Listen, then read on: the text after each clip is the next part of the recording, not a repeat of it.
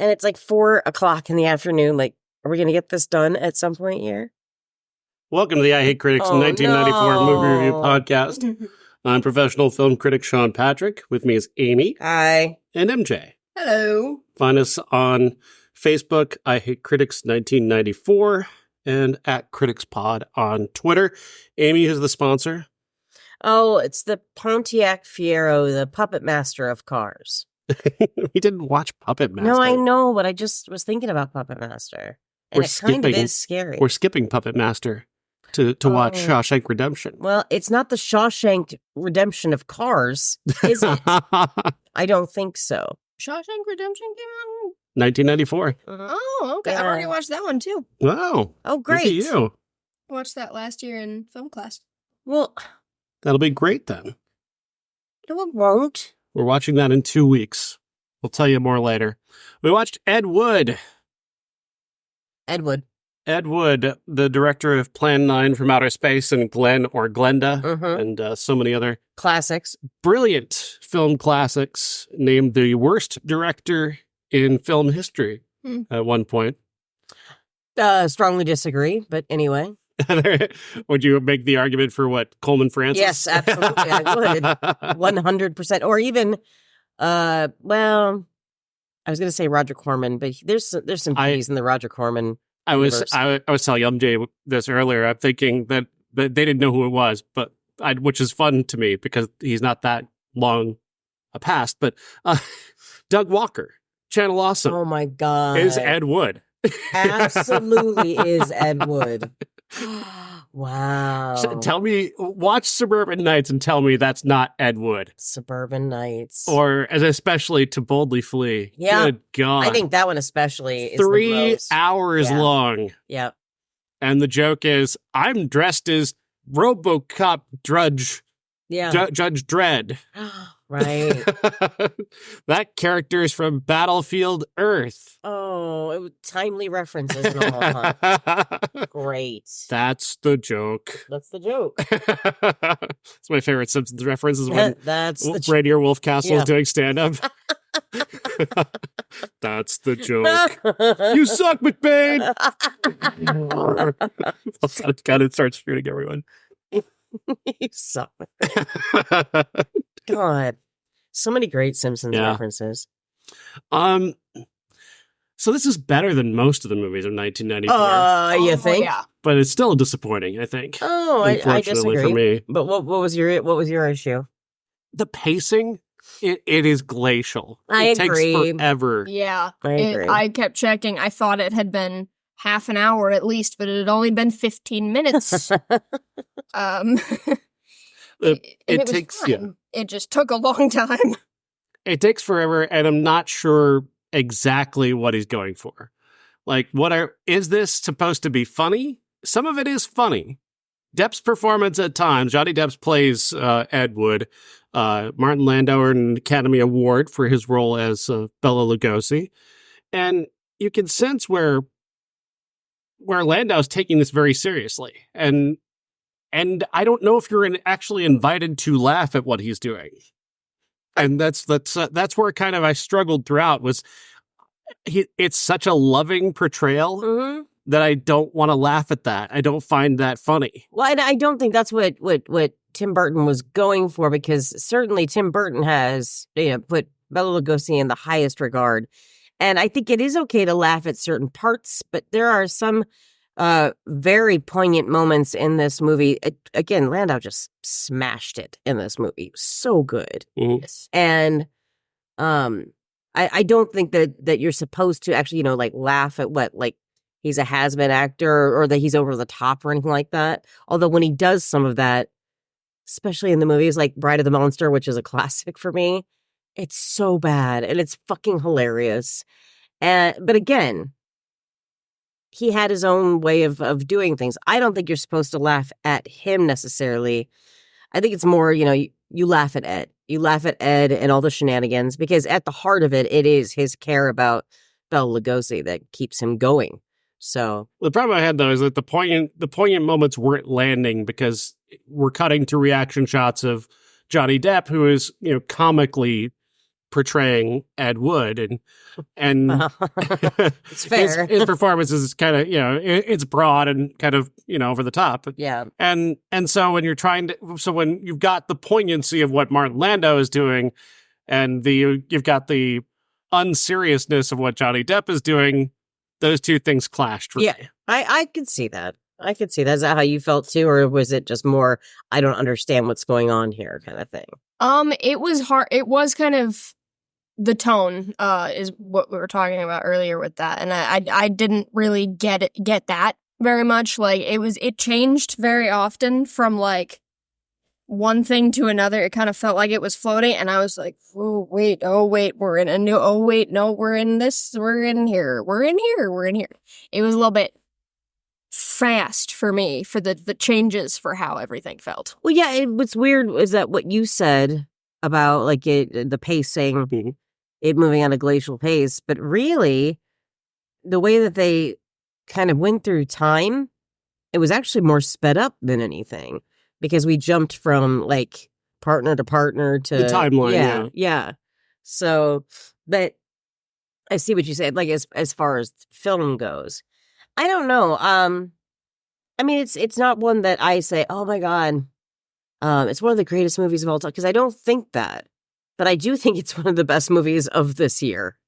Yes. Easily. Again, the bar is not. The bar is very low. It's very low. But I would put it near Time Cop, if I'm being honest. I would put They're both positive. I would put it They're above both Time. positive, but it is definitely Time Cop levels for me, because I don't know quite what Burton was going for, either dramatically or comedy. I thought if he's going for comedy, then maybe speed it up a little bit, and give everybody a little bit more, give it more of a comedic pace, as opposed to, it seemed like he was stopping the movie to allow Martin Landau to do the Bela Lugosi stuff. Yeah, it was.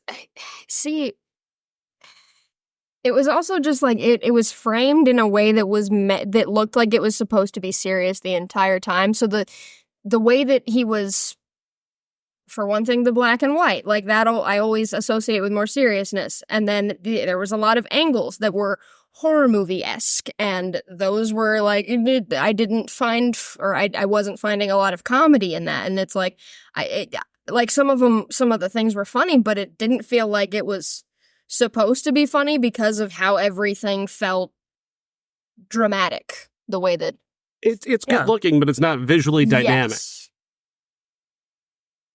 I really liked how everything looked. Like, I mean, it was there were some really cinematic pictures. Mm-hmm. Like it was really cool. Yeah, I loved it. And I said this during the movie, I love the slow dissolves into the next scenes, because that reminds me of like that era of Ed Wood, of Roger Corman, not Colin Francis, because he couldn't, he'd like tape film together, you know what I mean? But I liked it. It had a very nice kind of old look to it, which that drew me in. But I'm so used to seeing movies like this. Like, honestly, when we go in, there's a point where in the beginning, Ed goes into the office of this man. He's trying to, tell him, hey, I can be the director of this story that you've got. And I'm looking at the tins of film behind him. I'm like, I'm just trying to find ones that I know. Like, oh, I know that one. I know that one. I know that one. All because of Mystery Science Theater, obviously. Mm-hmm. But then that was just a starting point to just start watching some of these movies.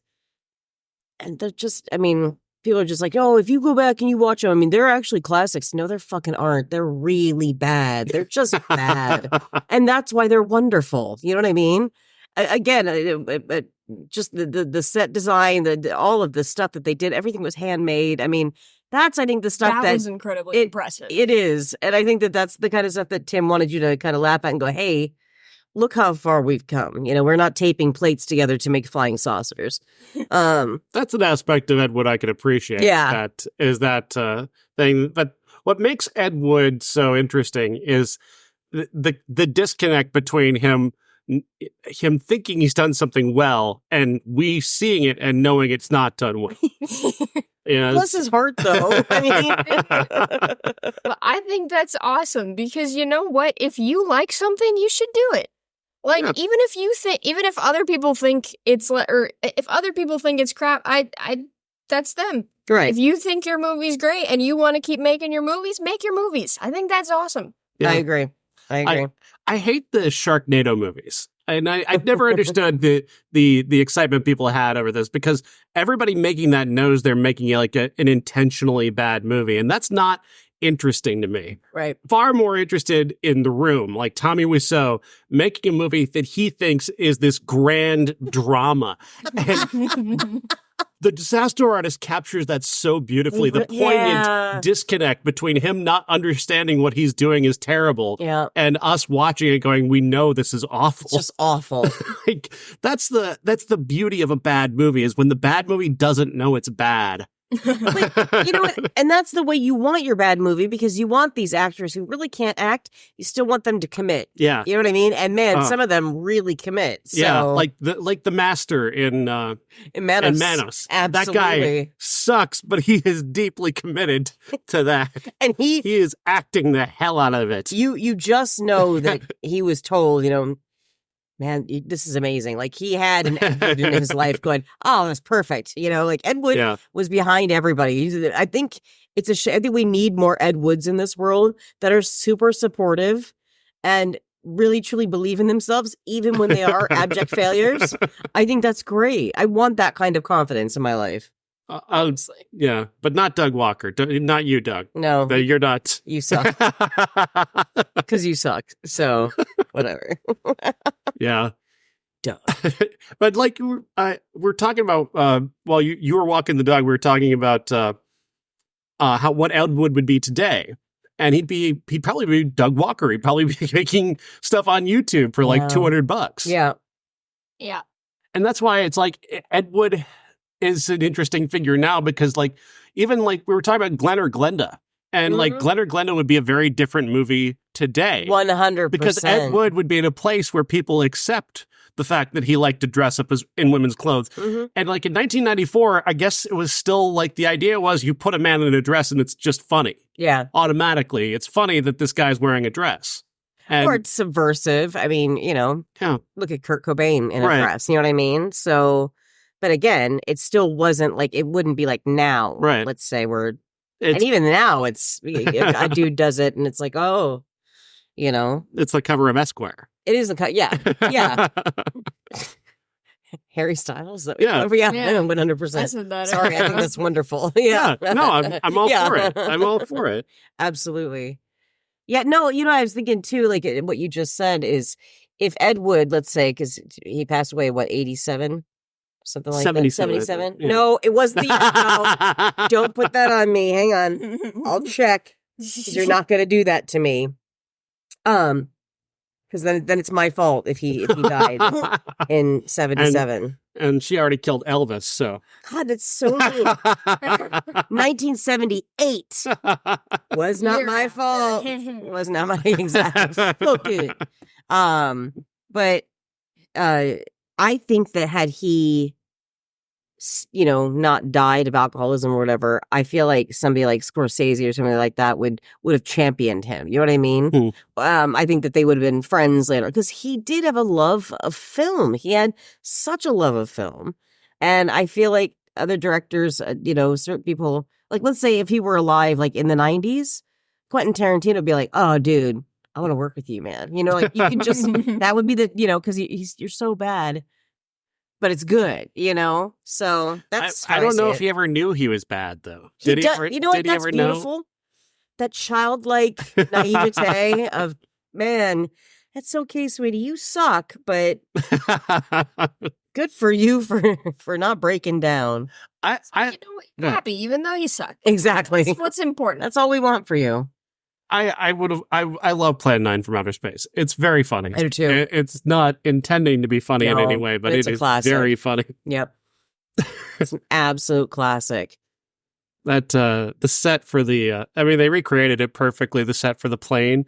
There's a scene set on a plane in Plan 9 from Outer Space, and it's just this arch, 2 chairs, and just a fake like column for where the. I love it, and they bring it up in Ed Wood, and they're just like, where's the cockpit? You're looking at it. It's like a really lame, like basic art, and then 2 wooden chairs. Yeah. Yeah, it looks like a cockpit to me. That'll work. God bless. There's this movie called The Amazing Bulk that is like the modern sort of Ed Wood, but it's like they kind of know it, which kind of takes a little bit away from it, maybe. Yes. But there's like a cop car, and it's clearly like everything is on a green screen. Every set is green screen. But the cop car specifically, you can see them sitting on a couch. The cops are sitting on a couch that is surrounded by this green screened in car. They just didn't bother to dress the couch. They're like, it's fine. What is not to love about that, though? Honest to God. That is so funny. Shout out to Alison Pregler. Her amazing bulk review is the only reason I know that movie exists. Right. That's right. Oh, that's so funny. No, I was trying to find, because we've got Tor Johnson in this. Again, I am very familiar with Tor. The legendary George the Animal Steele of the WWE. Again, casting in this, perfect. Like, he looked so much like Tor, sounded so much like Tor. But what I found fascinating was that, Tor has played Lobo in 2 movies. 2 different Lobos. And not only that, but they, both of them save the girl in the end. You know what I mean? He still goes to jail, but ultimately that's The Unearthly is the other one that he did that. And that's with the best line in there. Time for go to bed. It's my favorite line. I'll hear that in my dreams sometimes. So, but yeah, I mean, again, Tor was not meant to be an actor. He was a real life Swedish professional wrestler. Right. Exactly.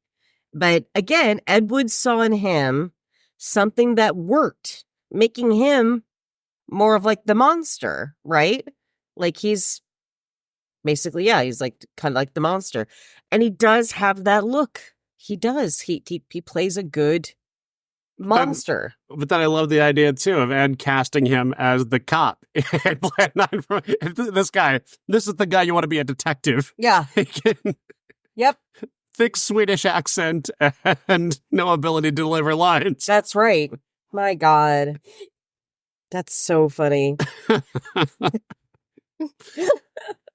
George the Animal Steele's thing in professional wrestling was that he had a green tongue, and that when he got to a certain point in the match, if he was bored of his opponent, he would just go to the corner of the ring, and they've got this like they've got the what do they call it? The ring. They've got this thing on the side of the ring, a pad. Okay. And he would rip it open with his teeth. Oh my God. I'd tear out all the stuffing. And he never lost any teeth? I don't know if he ever lost any teeth. I would hate to be his. He lost a his few dinner. matches though, because he was so more interested in the tearing apart the thing than Guys, maybe he was just hungry. Poor Tor. Do you have any more for Tor? Also in The Unearthly. What did they just call him Tor in the movie because he couldn't remember his character name? Lobo, but yeah, they kept calling him Tor.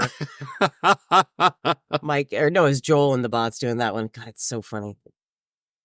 Bill Murray as Bunny Breckenridge. I love Bill Murray in this. every line delivery, every look, he's Time Pop. He's totally Time Pop. Don't you think he is? Yes. Absolutely. Like I wanted him to like drop a kerchief, at one point. He's fabulous. And again, it broke my heart that he was going to try and get the surgery, but they had a horrible time in Mexico. Everything he said in this movie was hilarious. His boyfriend was killed in a car accident, and then the doctor was a quack, and then he's saved by a mariachi band that he brings back to America with him. And they just follow him. Like, who doesn't want a mariachi band to do He just looks at them wistfully. Yeah, just like, had it not been for these guys. Gentlemen, thank you so much. Again, you have actors that can kind of make a film for you. I was thoroughly always looking forward to seeing him on screen. So I was really happy to see him in this. And he disappears a lot too. He does. And also tonally, again, he throws the tone off because he's playing a very strictly comic performance. Well, yeah. But that was very Bunny though too. Then you've got Sarah Jessica Parker, who's playing a very shrill, not serious, but like she looks comedic.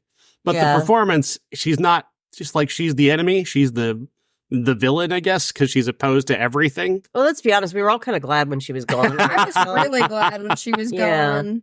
Because, I mean, give me Patricia Arquette any Yeah. day in anything, and I'm ready for that. So, but yeah, her part is throwing it off too. She's on that more serious side, but then she's dressed up in the comedically timed clothes. Like the clothes in the movie and the makeup in the movie are broad. They are. Well, and again, like, you didn't need to give her that wig. I mean, she was playing, obviously, that's what the character looked like, but she looked a little bit, with the black and white, it's why everything was so overdone. I think what distracted me was the teeth for Depp, because every time, if you watch him talking, after a while, you can see his tongue's pushing into the top, where he's like, you can tell he's trying to fuck with his own teeth because they're underneath that prosthetic, and it bugged me. It bugged me. That and then the overdub of Vincent D'Onofrio with Orson Welles. That was horrible. That was awful. Yeah. That was not good. That was rough. Yeah. Yeah, maybe hire an actor who can actually do Orson Welles, maybe. I don't know. Well, here's the thing. I mean, D'Onofrio looks like Orson Welles. It's just, I would just say maybe just get a diction coach. It didn't have to change that drastically. It's not that big of a deal. But it did, like, it took me out of I know it took Fuzzy out of the movie. When you're watching that and you're like, yep, that bothers me. I can't stand any sort of dubbing. Like, I can't even watch movies or like shows or movies from other countries. There's a show that I really want to watch called Young Royals, but it's made in Sweden. Yeah. So I can't watch it because it's dubbed over and it's not what they're saying. So I don't like it. It's not right. Yeah. I can't do it. I can't deal with it. There's an episode of Umbrella Academy where Klaus is out there talking to Ben when he brings Ben back as a ghost. Oh, yeah. Robbie's doing the overdubbing. That's not young Klaus. That's Robbie doing that voice. Yeah. And that, I can hear it, and I can watch the what's his name's thing go, and it takes me immediately out of it. Not that I don't want to hear Robbie's dulcet tones. I just want to hear it out of his face. Not the little kids. Yeah, it takes you out of it. But, yeah. And that was such a small scene in this movie. Like, it really, it's not that big of a deal, but Orson Welles was one of his heroes. So I see why they did that. See why they did it, but yeah. What the dubbing comment? Oh yeah. That ick. Sarah Jessica Parker did give us one anecdote from the movie that has lasted that certainly stood out for me as I was reading about it. She said that Johnny Depp looked so good in drag that it bothered her. There was a moment where I'm like, God, like, I can see Lily Rose in his face. Like, it was gorgeous. It was way too pretty. Take those teeth out, and I'm like, I'm done. Marry me. So hot. And never take that sweater off, please. He did hate the sweater. Well, because Angora's itchy. It's not only that, but he said he was breathing more Angora than air. Oh, I believe it. Not to mention the whole thing of, like, because he had to keep touching it. And then, like, you touch your face and it's like, it's all over you. And yeah, that's not okay. That's not okay. I'm just pointing this out just to point it out because he was a staple in Tim Burton movies. Oh, with Jeffrey Jones. Yeah. The Criswell character, again, it fit very well in this film. It's just a shame it was him. It's just so distracting when you have, a sex criminal. Yeah. It's like, oh, this sex criminal. He's really distracting me from the... Thank God we didn't have to see him that much during it. You know what I mean? But I did like what, I liked that because they did that a lot with actors or with people, eccentric people back then, which his crew was so eccentric. I loved all of them. Mm-hmm. But there's that was my favorite part was the crew. Like, all of them. Then that bitch had to yell at him, but dude, they were fine. They were fine. So chill. They just wanted to be weirdos together and make weird movies, and that sounds fantastic. I agree. These, you know what they're like? They're like your comedy, your play group. Yeah, that's what that reminds me. And also, they're the kinds that you want to play Dungeons and Dragons with. That's his crew, very much so. And quick nod too to Lisa Marie. Looks just like Vampira in this movie. Like, it kills me how much she looks like Vampira. She was really pretty. Oh, gorgeous. Really? She was a model. And she was with Tim Burton. So, because as you could tell, she's not really an actress, but neither was Vampira. Yeah. So, I mean, It it's not that kinda big of a fits. deal. Yeah. Yeah, for sure. Yeah, I just don't know what to make of it, though. Like, again, the scenes with Martin Landau are so good. He's He's so good. like, he definitely deserves the Academy Award. He got it, didn't he? Yeah, he won Best Supporting Actor. Absolutely. So good. So worth it. Yeah. Rick Baker said that he wasn't sure about Martin Landau playing Bela Lugosi because he looks nothing like him. In real life, like Yeah, Martin absolutely. Landau, he looks That's nothing true. like Bela Lugosi. So Rick Baker did a lot of stuff to his face to get him to look like Bela Lugosi. And Rick Baker, I mean, he's the king of his craft. He knows what the fuck he's talking about.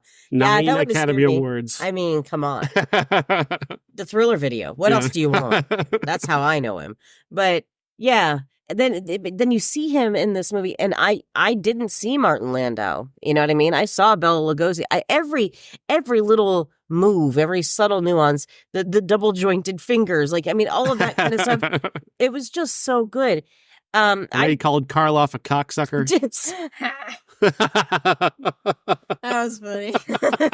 Or when they're all there's a scene where finally we get towards the end, and there's a Baptist church that is going to fund Ed Wood's big film, Yeah. Plan 9. But under 2 conditions. They have an actor that they want to be in the film, right?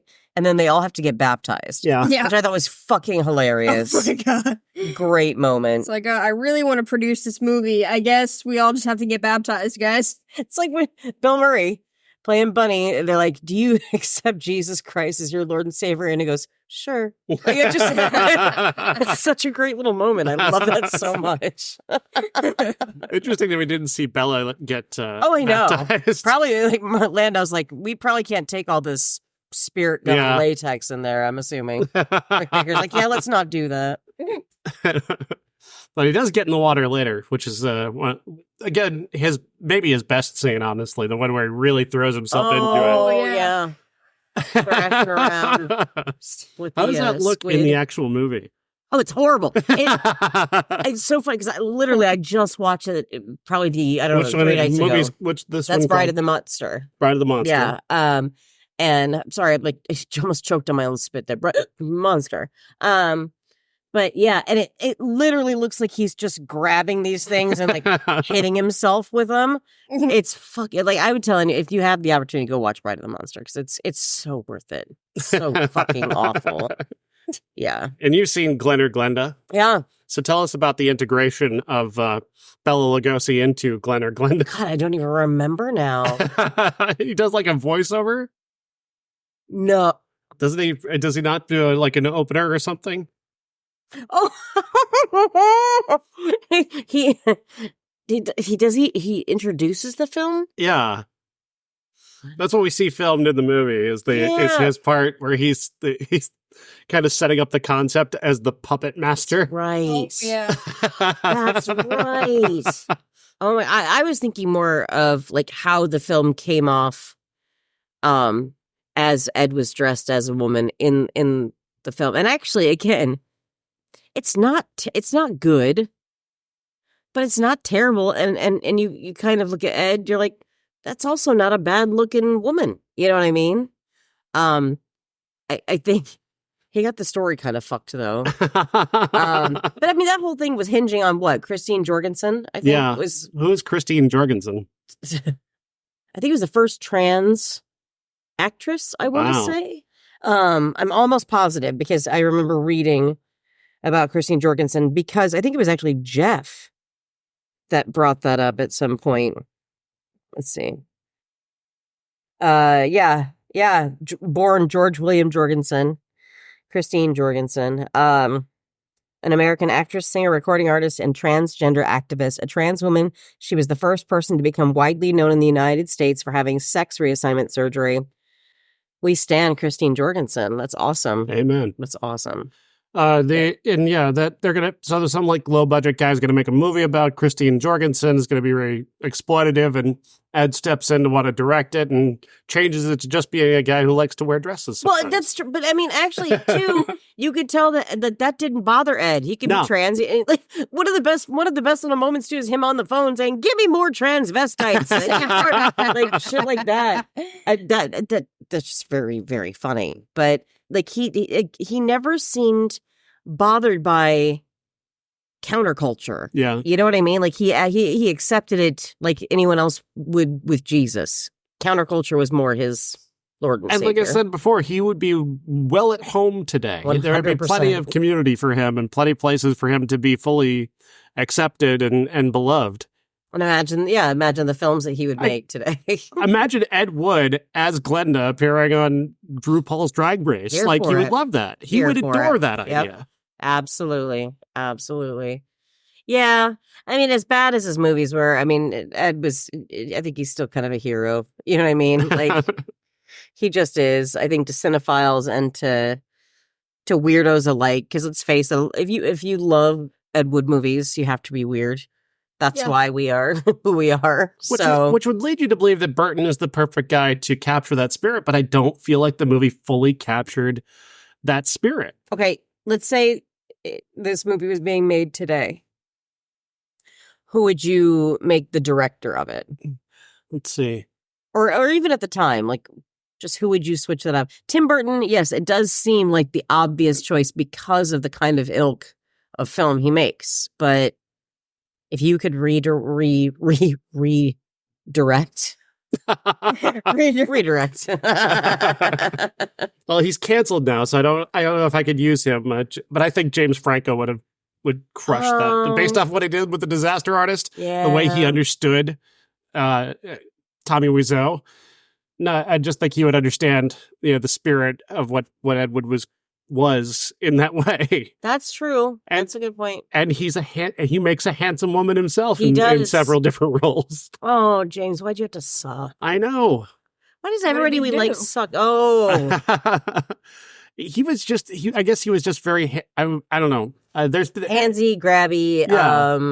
He did some, he dated some, wasn't it young? I know it was, one of them was about Charlene Yee, wasn't it? maybe. Yeah. Yeah, just dating younger women or maybe grooming, some people said. I think that's where it was. The power dynamic was bad because he was like their acting teacher. And Right. that was, out of balance. And yeah, way out of balance. you can't use your power to get people to do things for you. That's just, No. And when you're a powerful Hollywood filmmaker and you can offer people in your acting class roles, they're at a disadvantage to you. Yeah. I don't know if he's ever been accused of sexual assault. I don't know if that's part of that because I've not looked into it.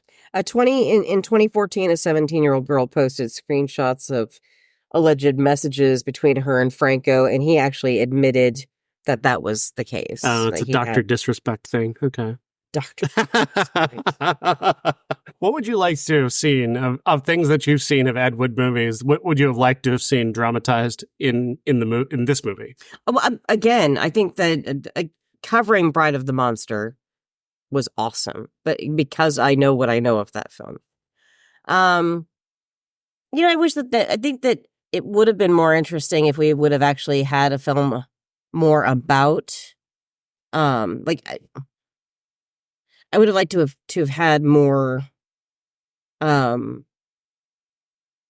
of the world that he lived in, more of the counterculture, more of what made him think was so good about his work. I would like to live in that head. You know what I mean? That's a great point because I feel like a lot of Johnny Depp's performance here is just him smiling and him posing as Ed Wood, the way he looks as Ed Wood. Do you know what? I don't feel like we get any kind of internal life of Ed Wood whatsoever. What I got from watching him several times was Curtis Connor. Like, you know what I mean? Like Curtis Connor doing like a a bit. Like every time he'd smile and he just kind of like had those big teeth out there. And good looking guy, by the way. That's what I'm saying. But like I kept getting Curtis in my head for some reason. But only like when he's doing like a skit. Yeah, exactly. And that's that's part of the problem is that this is our main character and we're not getting inside anything. We're not getting any insight into Ed Wood. Right. What made Ed Wood Ed Wood. Yeah. And I get that you want to be enigmatic, but at a certain point, this just becomes a mime performance. Well, enigmatic, where's the line, between enigmatic and goofy? Yeah. Because there's, I understand what this is. I just think he was goofy.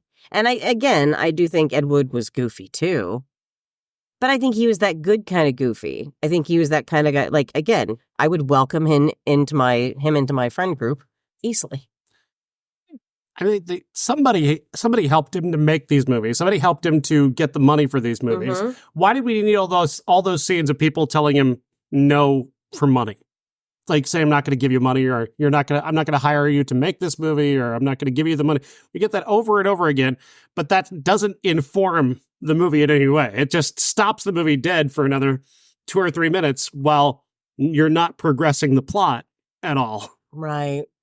Yeah. Like, just who cares where he got the money from? He talked this person into giving him enough money just to finish this day.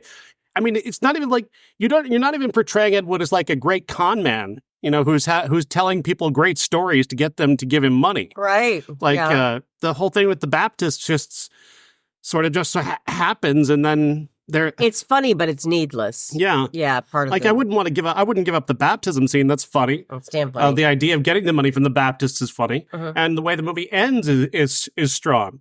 But every other scene where he's trying to get money from people, it falls very flat. Like the 2 scenes of eating at the Brown Derby to try and raise money and not getting any money out of it. Why did we see those scenes?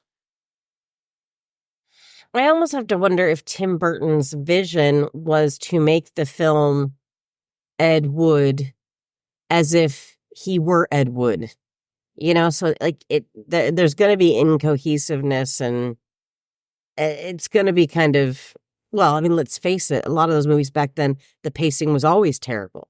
Like there'd be like beats between lines and shit like that. I mean, I would like to believe that, but I mean, it's so crisp and clean and modernly cinematic that I never got any kind of impression like that. I could see that too. Maybe in the script, absolutely, but not in the way they made the movie. It's just not there. It's because the movie is edited well. It looks great. It looks like a movie. And if you're going for something more, well, if you're looking for something more funky and weird, that's kind of reminiscent or thematic of Ed Wood, you'd want to make it plain that that's what you're doing. At least in some way, betray that that's what you're going for. Right. And this movie is way too clean for that. It is. Well, we want it. We'd like it dirtier. But I mean, let's face it. Some of those movies, the way that they were made too, it's like you just know that there were dark things happening off in the wings. There's this wonderful thing that happened a few years ago where. Oh gosh, who was it? Dana, the comedian, Dana Carvey? No. Dana. Simpsons writer. Oh, Dana Gould. Dana Gould. Yes, I love. Dana Gould put a bunch of people together to do a version of Plan 9 that like a play. Yeah. Oh, yeah. Like a filmed play. Yeah. And that gets at the heart of Plan 9 so much better than anything in this movie. But it does. Because, I mean, just the crappy sets, the terrible costumes, the rushed performances, just the way that captured it. It's so beautiful. I love that. So David funny. does that a lot out there. I think it's really cool. Very cool. But that's the spirit of Ed Wood. That's the heart of Ed Wood, is like a set that's about to fall over. Yeah. Yeah. Oh, that should be the reaction. He was like, "Oh, you tried." It reminded me of that. There's a scene in the film Future War where guy who's a newscaster comes running up with his newscaster buddy, and he's doing the report outside this building, and the camera was clearly made out of cardboard and gaffer tape, and it was so light, like he could literally like move it. Like, I mean, it's when you're watching it on Mystery Science Theater, and they're just like, "Oh, thanks for playing news guy and cameraman with me."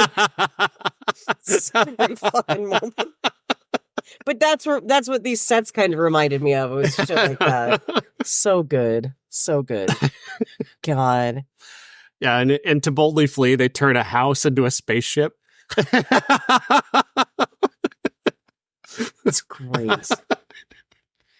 The idea is nice. It's just, but then they don't get it right. But do you think like he obviously, Doug must have known that was bad, right? Yeah. It is on purpose bad. It's purposely bad. At the same time, he thinks he's making a good movie. And that's the heart of a really, truly terrible filmmaker, is when they don't realize what they're making isn't any good. That's true. It's like his movie review of The Wall. It's just he thinks he's eating. He really thinks he's nailing this. He really thinks he's making this epic musical movie review that the world is going to be talking about. And yes, Doug, the world does talk about it, but not in the way you meant for the people to talk about it. Really? They tore him apart? They called it the worst movie review on the internet. Shut up. Yeah. Doug, actually, Dan Olson did a full hour-long video on how bad it is and why it's bad. Oh my God. And that is way funnier than anything in Doug's review. Wow. But like everybody on the internet everybody on YouTube was talking about just how terrible Doug Walker's review of The Wall was. Was this after Channel Awesome folded? I mean, Channel Awesome still technically exists. It doesn't, though? With Doug. Not with us, though. And with the Cinema Snob. In the parallel universe where no one likes you, you can There's still actually have it. something on Twitter. They're trying to redeem Doug, and I don't know how that's going. Oh, God. Yeah, I don't know. Well, okay. Go watch To Boldly Flee, and then see if he's redeemed. Yeah, get back to us. If you can make it through that 3.5 hours. Actually, the Judge Dredd sequence is pretty good. No, it's not. No, it's not. No. So the joke is he's dressed as Judge Dredd. That's the entirety of the joke. That is all of the joke. All of the joke. Joke the end. Right there. What is it? A reference is not a joke. It's just simple. It's just a reference. I agree. You can't just refer to something and call it a joke. There's like that whole epic movie franchise. Have you heard about the epic movie franchise? It's like these guys, Friedberg and Seltzer, made this series of movies that are just them dressing up as characters from popular movies. And that's the joke, because that they're dressed up as those characters. But like maybe they're like make Superman dance or something. Oh. He's dressed as Superman, and he dances. God, it sounds like early aughts YouTube. It's so terrible. It's never funny. Like, they'll just play entire scenes from, like, The Matrix, and that's the joke, is that these are characters who are dressed up like characters from The Matrix. But we're not laughing. And I think that's the saddest part of it. It's like anti-comedy, but it doesn't understand what anti-comedy is, you know? Anti-comedy. It's Fox News, right? On Fox News. God. No, but overall, I mean, again, when it comes going back to this movie, we've seen worse. Oh yeah, yeah. 1994 is a dumpster fire. It sucks. It sucks so bad. Like Forrest Gump came out this year, right? I mean, yeah. And if you haven't seen it, check out Brian Deschanel's video on Forrest Gump. It's very, very good examination of why people think they like that movie. What they think they like. Yes, yeah.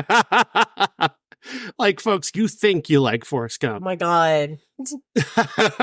Just as you think you like Mrs. Doubtfire, you don't. You don't. You really don't. No. No. We definitely don't. But for all the right reasons.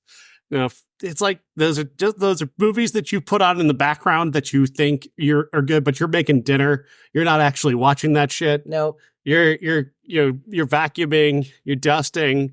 Forrest You've got Gump music is on over the movie, which is what I did a lot back in the 90s.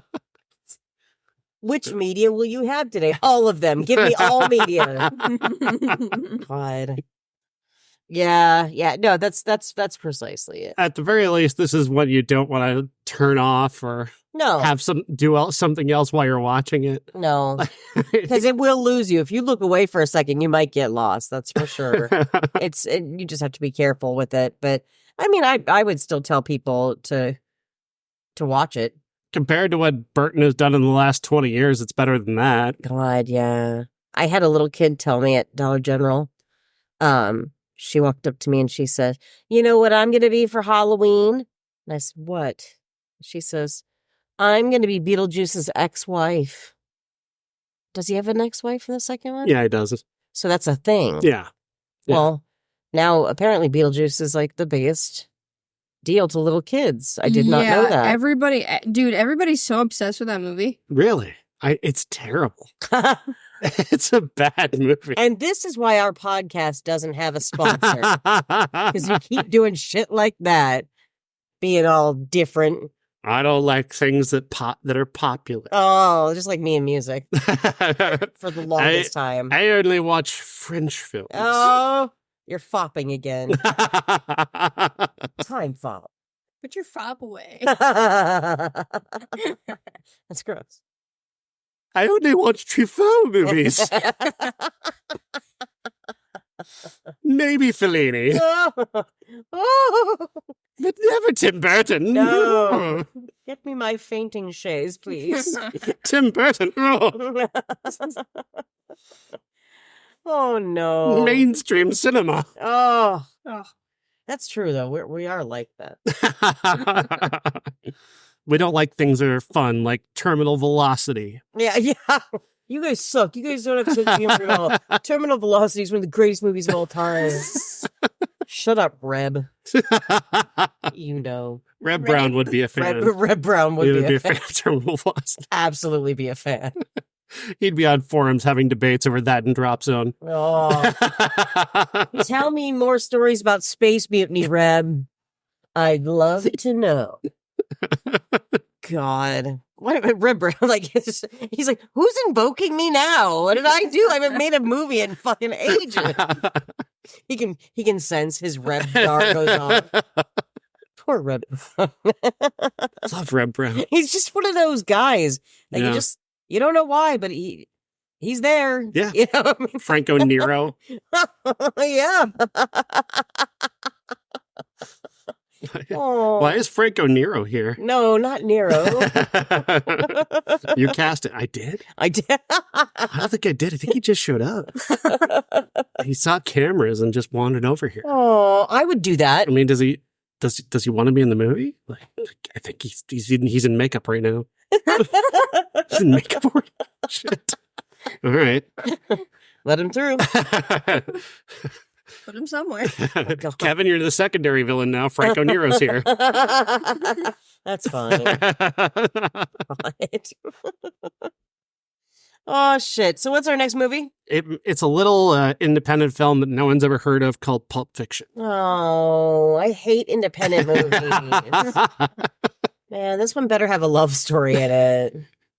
What's it going to be like to watch an actual, like, really great movie? I feel like we're all gonna have strokes. Like, oh, the fuck, that was really good. Oh, why does my head hurt? I smell burnt toast. I wanted to ask you, sorry, MJ, what other Burton movies have you seen? What others are there? So Beetlejuice then, or I haven't seen that one. okay. Edward Scissorhands?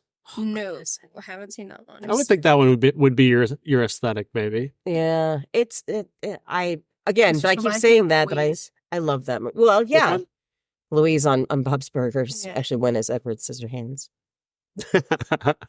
one? He's the producer of The Nightmare Before Christmas. Yeah, I've You've seen that one? one. Frank and Weenie. Oh, I've seen that one. There it is. Yeah, if Oh, there's Corpse like, Bride. I've seen that Bride. one. That's his Corpse best Bride. work, I think. I honestly think that's my favorite Burton movie. That's He classic. also did a Willy Wonka movie. That's not the Timothée Chalamet one.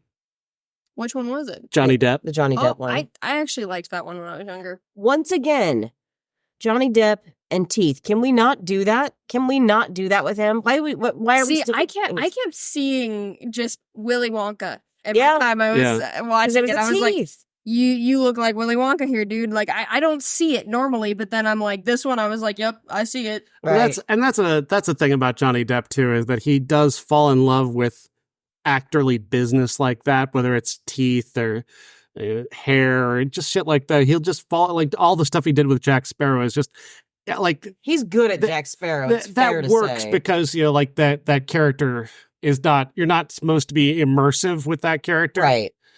so he can just flail about and do all he wants. But when Johnny tries to do like a regular character, which he hasn't done in years, it's impossible for him to try and play a normal character because he wants to do some actorly business all the time. Was Chocolat the last one that he did that he was just an actor in? Even then, though, he was doing a French accent. Oh, kind of hammy. Yeah. Yeah. Yeah, that's a bummer because, again, the guy has range. How was that fucking movie with him and, was it Gwyneth Paltrow? Oh, God. It was horrible. No, Angelina Jolie. I think it was Angelina Jolie. Yeah. Either way. Yeah. He has not made a good film. The Tourist, maybe. It was The Tourist. Yeah. You're right. It's been a Awful. while since he's done like something where he, other than Jack Sparrow, where he's actually been good. Yeah. You know. Like, I get it to a point. Like, he was so traumatized by the 21 Jump Street thing. Yeah. It messed him up. Like, so he was playing on this, like, teen TV show where, like, Very popular in the 80s, late 80s. they had these cops, this unit of cops who were so young that they could go to high school and, like, fit in high school and fight crime in high school. What is 21 Jump Street was the show. I watched part of that. They made a movie of it with Jonah Hill and Channing Tatum. Yeah. But Johnny Depp was on the 80s TV show. Yeah. Back in the day. And he became a superstar. He was on Tiger Beat and all the girl. God, and it they all totally were. messed him up. Yeah. It totally, like, he became an alcoholic very early in life. And he was everybody kept trying to pigeonhole him and tell him who he was. And so he's like, Fuck you guys. Fuck you guys. I'm going to go work with John Waters. And then, kiss my ass. Honestly, you work with Waters. That's going to take you down a whole different trajectory. And Crybaby, I love that movie. But he seems to embrace like the Brando thing and like not necessarily, I don't think he's method perhaps, but he's method adjacent. yeah. Where he's kind of an ass on set because he wants to be like, call me my character's name so I can stay in the moment. Didn't he play Tonto? Oh God, he did. I had to remind you of that, didn't I? Yeah. Can you imagine what that set was like with him and Armie Hammer? I know. How Jesus weird. Christ. There's a reason there's no female lead in that movie. Oh, God. Armie Hammer ate her before this. Oh, my God. I'm kidding. Army. Oh, that man. That man. He sells timeshares. Does he? That's what I heard. Good for him. He wants back in so bad. Oh, I bet he does. Dude, you fucked it up yourself. He did. He's a horrible human being. So He was a great actor. He was. He absolutely was. Him and The Social Network as both the Van Winkle twins. Yeah, but like Winklevoss twins. And the thing is, like, he Call Me by Your Name. Undeniable. Exactly. Undeniable. Exactly. But again, when you do awful things, He was just a terrible human being. exactly. Timeshares. I thought that was like in the 90s. I didn't even think timeshares were still a thing. Yeah. I got a timeshare in the Poconos. And the thing is, he's got like a lot of family money. So or at least he did. Maybe he doesn't I anymore. heard, yeah. I mean, he'll be fine. We all know he'll be fine. We all just shouldn't give a shit. Just don't ever come back. Yeah. Hollywood's fine without you. You're not somebody who should have fame. Yeah. Sir. Yeah. You fucking You weirdo. really can't handle it. Look, Clearly. I'm not here to kink shame, but he's just awful. Cannibalism is not a kink. Oh, it is. It's I will. That's a kink. I'll shame then. okay. Cannibalism is the kink I will shame. I'm not trying It's to the put. one Not kink. trying to bother anybody else on their kinks, but Aw. cannibalism is one where I will shame you. Don't eat people. Don't eat flesh. Yeah. Human flesh. Yeah. Eat all the dog flesh you want. That's fine. You I would have put my hands over his ears, you jerk. Dogs are friends, not food. They eating the dogs. Aw. They eating the cats. Oh, yeah. Ladies and gentlemen. Oh, God, I hate that man so much.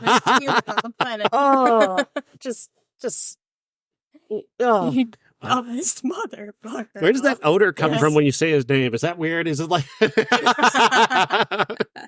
like you say his name and you automatically get bad breath? Or like Cheeto dust, Dorito breath. That's right, conservatives. You're not safe anywhere. You're not safe anywhere. You should know that by listening to me by now. Yeah, like if you're listening to after, anything I do. it's almost been 2 years that we're doing now this. If you don't know by now how much we hate that guy, I don't know. I don't know how you've been listening this long. Yeah. Especially with all of our politics on here. Republicans are not welcome. I'm No. sorry. Go fuck yourself. Yeah. That's it. So, anyway, Pulp Fiction next week. Looking forward to it. Yeah, that'd be great. We'll go from this to repeatedly having to cringe at the N-word. Oh. I'm just glad Samuel L. Jackson's in the movie and he can say things and get away with things that no one else can. And everyone else just should probably shut up. So, oh well, looking forward to it. Yeah, I love Pulp Fiction. Absolutely. I'm excited to watch it again and talk about it and Yeah. talk Yeah. about how great it is and actually see a good movie in 1994. It's going to be so refreshing. Like, I don't think we even deserve it. I feel like we should watch something horrible because we've done that to ourselves.